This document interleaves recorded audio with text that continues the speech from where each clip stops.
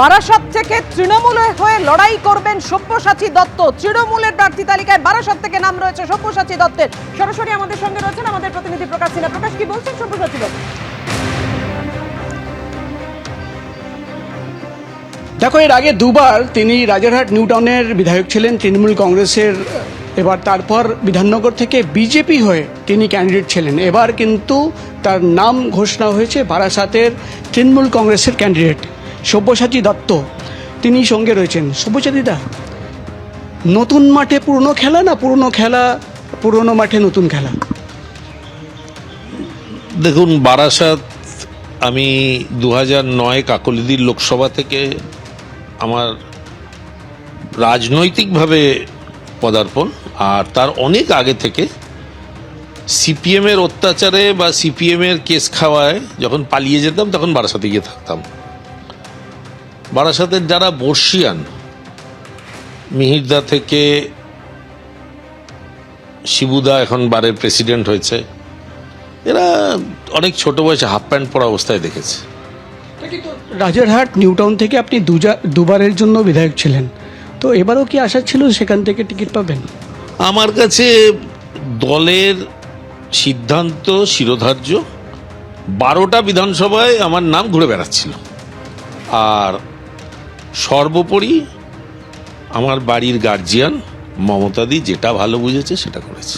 বারাসাত নতুন মাঠ হলেও না, মানে গিয়ে বারাসাতে নতুনভাবে তৈরি করা এবং সেখানে কতটা চ্যালেঞ্জ।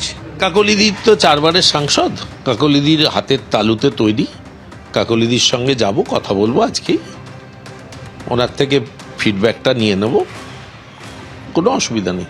স্ট্র্যাটেজি কী হবে, মানে মানুষের কাছে কি বার্তা নিয়ে যাবেন? স্ট্র্যাটেজি একটাই, যাদের অ্যাডজুডিকেশনে বৈধ ভোটারদের নাম ফেলে দেওয়া হয়েছে তাদের ফিরিয়ে দিন, এটাই স্ট্র্যাটেজি, আর কিছু না।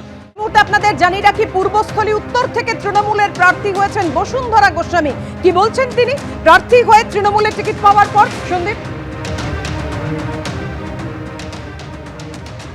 বসুন্ধরা গোস্বামীর আরেকটা পরিচয় রয়েছে। তিনি আমাদের রাজ্যে দীর্ঘদিনের পূর্তমন্ত্রী ছিলেন ক্ষিতি গোস্বামী, তার কন্যা, এবং বসুন্ধরা নিজেও 2021 সালের কলকাতা পুরসভার নির্বাচনে তৃণমূলের টিকিটে জিতে কাউন্সিলর হয়েছেন। বসুন্ধরা, এটা কি জানা ছিল না হঠাৎ করে জানতে পারলেন?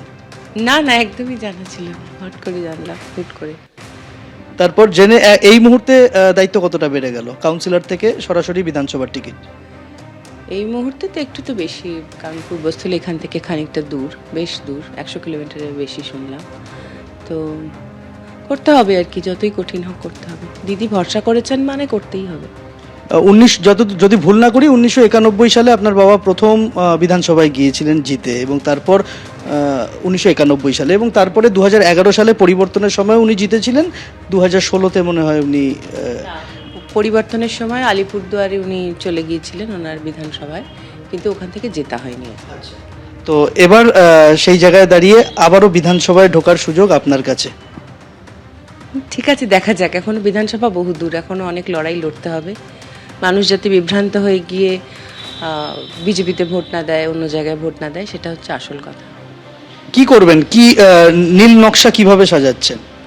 নীল নকশা জনগণের সাথে যোগাযোগ, ওখানকার নেতৃত্বের সাথে যোগাযোগ, ওখানকার মানুষের সমস্যাকে তুলে ধরা ছাড়া আর কিছু নেই নীল নকশা।